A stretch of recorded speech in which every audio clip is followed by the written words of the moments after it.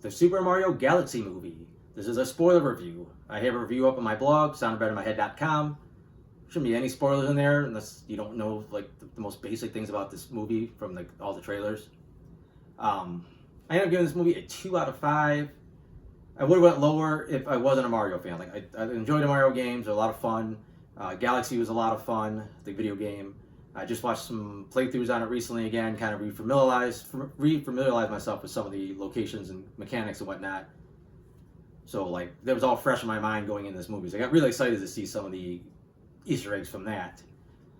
But the movie's just not that great. Like the basic plot's just so-so. And I know Mario games aren't known for the plots.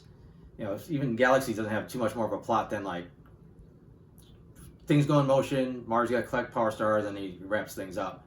It did have a whole optional backstory segment where you see Rosalina's storybook, and you learn some stuff about all the characters in there, specifically her. Like I said, the only Mario game that really has a plot that like kind of evolves as you're playing, those twists and turns, would be like Mario Sunshine, which is kind of referenced here because you do have Bowser Jr. and he does have the paintbrush, but other than that, it's not really anything to do with Mario Sunshine. Just the fact that it's the same bad guy, and he's okay. He's like a whinier, younger version of Bowser. Like he's nothing, to write home about character-wise, which is about what he was in the game. Rosalina's cool, but she's not in it that much. Yoshi's just there. Like they try to make him a big part of the movie, but it's like he just never feels like he's that much of a character. He's just kind of like hanging out, and he's helping, but he's just like, I don't know.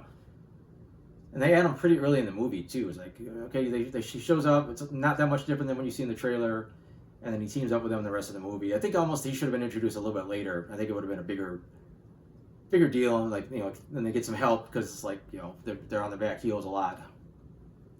I think the movie had just some pacing issues. It should have been this epic galaxy-spanning movie. Like you're going all these different crazy galaxies, but like most of the places they look like they could have just been anywhere in the Mushroom Kingdom. Just a little. Oh, you go far enough, you go to like this little, airport-looking place. If you go this way, you find the honey hives. If you go this way, you'll see the T-Rex. Like it just felt like it was all the same place. And it's cool and drastically different as a lot of the galaxies were in the video game. We don't see any of that in the movie. So like you lose that epic scope, and then you get these two basically story arcs where you got Peach and Toad going after Rosalina, and it's not that interesting. Like most of it's just them chasing this monkey, which eventually leads them to Wart, which ends in like a okay fight scene that just kind of goes on a little too long. And then they get some of the Star Fox, who's going to take them to where they got to go. And then Mario and Luigi got this storyline where they're with Yoshi, and the castle gets knocked. Well, the first segment's pretty cool, where they're defending the castle and kind of taking care of odds and ends around the Mushroom Kingdom. That's a fun little sequence. But then they get castle jacked, and then they crash, and then they have this thing where they start setting Bowser up to have like this character arc where he's redeemed himself.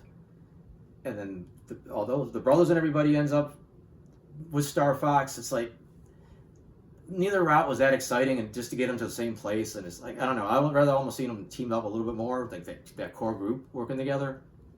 Maybe that would have been a little more exciting. The action was okay. There was a cool action scene in the beginning with Bowser Jr. fighting Mario and Luigi and Yoshi. Like I said, the Princess Peach one went on a little too long, and the end stuff was okay. Just, I don't know. By that point, I was kind of bored with the movie. I'm like, all right, let's wrap it up. Visually it looked amazing. The whole movie did, but like all the action scenes looked great.